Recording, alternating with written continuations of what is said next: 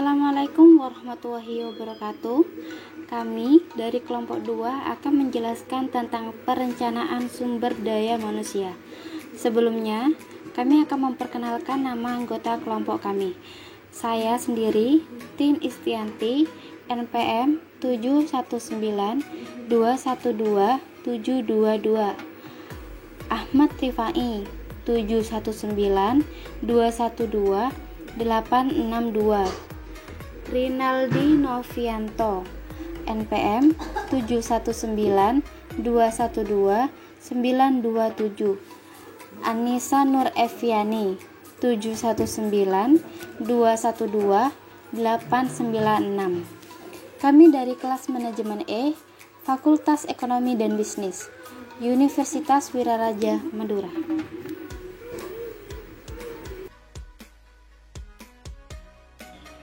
Assalamualaikum warahmatullahi wabarakatuh.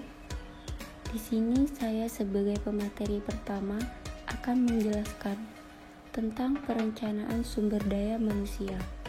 Pengertian perencanaan SDM. Perencanaan sumber daya manusia adalah proses analisis dan identifikasi yang dilakukan organisasi terhadap kebutuhan akan sumber daya manusia, sehingga organisasi tersebut dapat menentukan langkah yang harus diambil guna mencapai tujuannya.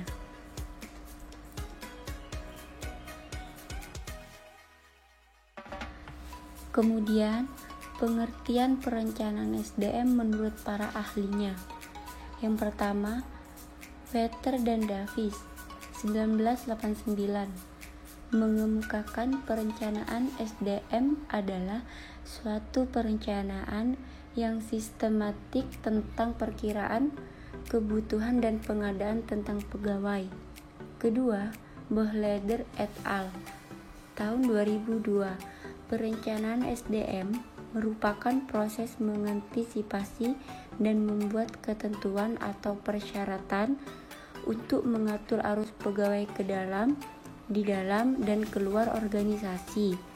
Ketiga, Handoko tahun 2008. Perencanaan SDM merupakan serangkaian kegiatan untuk melakukan antisipasi permintaan-permintaan bisnis dan lingkungan pada organisasi di waktu yang akan datang untuk memenuhi kebutuhan tenaga kerja yang ditimbulkan oleh kondisi-kondisi tersebut.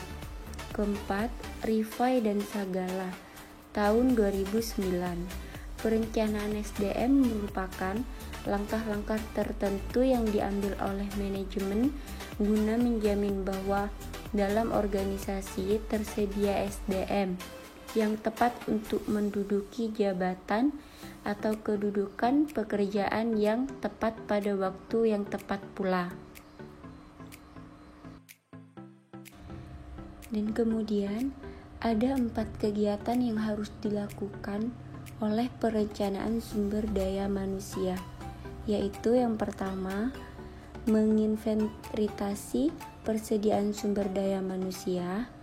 Kedua, memprediksi sumber daya manusia. Ketiga, penyusunan rencana-rencana sumber daya manusia. Dan yang keempat adalah memonitor dan evaluasi. Sekian, terima kasih dari saya sebagai pemateri pertama, dan selanjutnya akan dilanjutkan oleh pemateri kedua. Wassalamualaikum warahmatullahi wabarakatuh. 2. Kepentingan perencanaan SDM.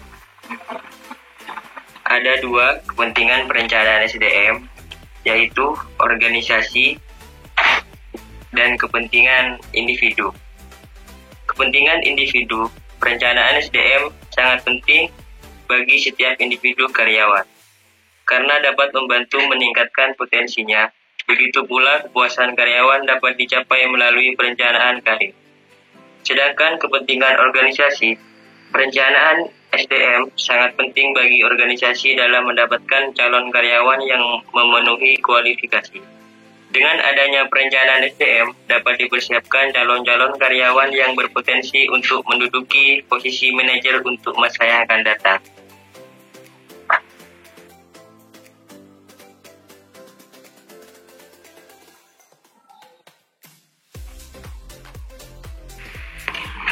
Tujuan perencanaan sumber daya manusia. 1. Menentukan kualitas dan kuantitas sumber daya manusia yang akan mengisi jabatan. 2. Menjamin ketersediaan sumber daya manusia masa kini maupun masa depan. 3. Menghindari mismanajemen dan tumpang tindih dalam pelaksanaan tugas. 4. Mempermudah koordinasi, integrasi, dan sinkronisasi. 5. Pedoman dan pelaksanaan fungsi manajemen operasional, mutasi dan pensiunan serta penilaian kerja. Pendekatan yang digunakan dalam perencanaan sumber daya manusia adalah dengan action driven, yang memudahkan organisasi untuk memfokuskan bagian tertentu dengan lebih akurat, daripada melakukan perhitungan memori dengan angka yang besar untuk seluruh bagian organisasi. Tahapan perencanaan sumber daya manusia. Langkah-langkah menurut Jackson dan Scudder pada tahun 1990 tentang perencanaan sumber daya manusia menurut organisasi modern. 1. Pengumpulan dan analisis data. 2. Mengembangkan tujuan perencanaan sumber daya manusia. 3. Merancang dan mengimplementasikan program-program yang dapat memudahkan organisasi. 4. Mengawasi dan mengevaluasi program-program yang berjalan. Evaluasi perencanaan sumber daya manusia. Teknik-teknik yang dapat digunakan dalam evaluasi perencanaan sumber daya manusia meliputi 1. Audit sederhana terhadap sasaran untuk memenuhi tujuan. 2. Evaluasi sebagai bagian dari tinjauan prosedur organisasi lain sesuai standar penggunaan. 3. Evaluasi sebagai bagian dari audit komunikasi general atau survei sikap manusia. 4. Bagian audit yang lebih luas. 5. Melakukan review atas penilaian individu. Faktor-faktor yang mempengaruhi perencanaan sumber daya manusia ada dua, yaitu faktor internal dan faktor eksternal. Di faktor internal ada berbagai kendala di dalam organisasi sendiri seperti 1. Rencana strategis, 2. Anggaran, 3. Estimasi produksi dan penjualan, 4. Perluasan usaha atau kegiatan baru, 5. Rancangan organisasi dan tugas pekerjaan. Di faktor internal juga dapat dipilihkan berdasarkan sistemnya, yaitu 1. Sistem informasi manajemen dan organisasi, 2. Sistem manajemen keuangan, 3. Sistem marketing dan pasar, 4. Sistem manajemen pelaksanaan. Dan juga di dalam faktor eksternal ada pertumbuhan dan perkembangan yang berada di luar kemampuan. Faktor-faktornya yaitu 1. Situasi ekonomi, 2. Sosial budaya, 3. Politik, 4. Peraturan perundang-undangan, 5. Teknologi,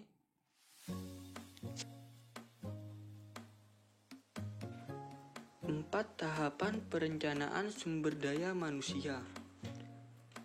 1. Pengumpulan, analisis, dan peramalan data dalam rangka mengembangkan perkiraan pasokan sumber daya manusia dan permintaan sumber daya manusia.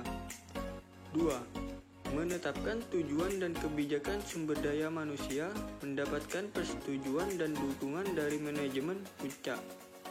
3. Merancang dan mengimplementasikan rencana dan program tindakan dalam berbagai bidang kegiatan seperti rekrutmen, pelatihan, dan promosi yang memungkinkan organisasi mampu mencapai tujuan sumber daya manusianya.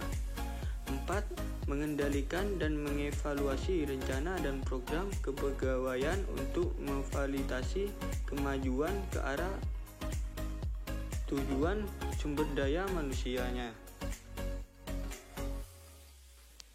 Hubungan perencanaan dengan fungsi-fungsi manajemen sumber daya manusia. 1. Hubungan perencanaan dengan analisis jabatan. Analisis jabatan mempunyai peranan penting dalam perencanaan sumber daya manusia.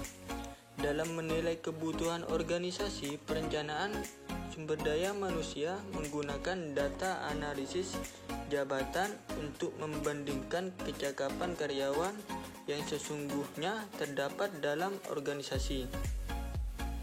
Apabila kecakapan yang sesungguhnya tidak sesuai dengan kecakapan yang dibutuhkan untuk jabatan-jabatan yang ada, maka organisasi dapat mengambil beberapa perencanaan tindakan untuk ketidaksesuaian. Nah, itu. Kedua, hubungan perencanaan dengan penarikan tenaga kerja. Penarikan tenaga kerja merupakan suatu program perencanaan sumber daya manusia yang penting dan dimaksudkan untuk menarik tenaga kerja cakap yang diperlukan agar dapat memenuhi kebutuhan organisasi pada masa yang akan datang. 3. Hubungan perencanaan dengan seleksi.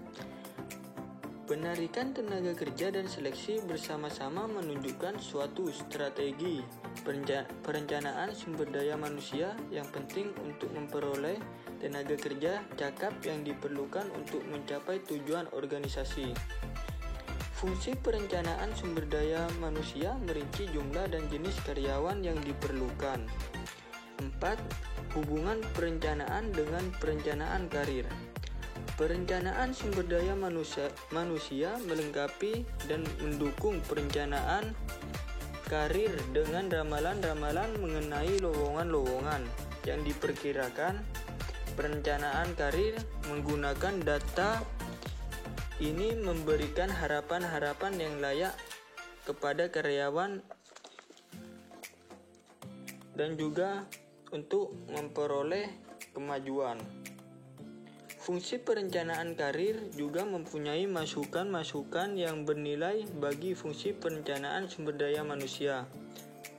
Dengan memberi informasi mengenai perencanaan karir individu, fungsi perencanaan karir menambah pengetahuan manajemen tentang aliran sumber daya manusia mungkin terjadi di seluruh organisasi.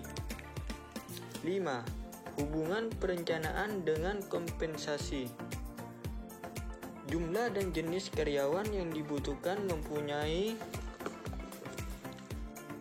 pengaruh yang besar terhadap biaya kompensasi yang dikeluarkan organisasi. Misalnya, perencanaan sumber daya manusia